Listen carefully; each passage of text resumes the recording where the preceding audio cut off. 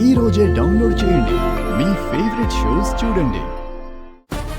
SI గారు, మా అమ్మని అరెస్ట్ చేయకుండా కోర్టు ఇచ్చిన యాంటిసిపేటరీ బెయిల్ తీసుకొచ్చాను.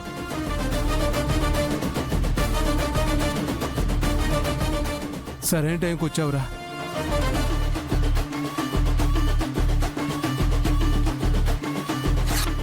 ఎస్ఐ గారు,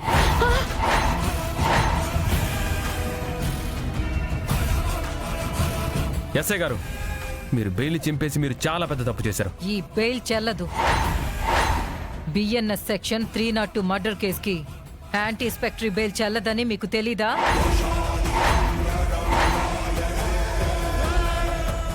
ఈ కేసులో బెయిల్ రాదు, రానివ్వను.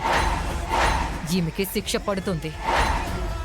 ఏం చెప్పాలనుకున్నా కోర్టులో జడ్జి గారి ముందు చెప్పుకోండి. Constables, vehicle ఎక్కించండి.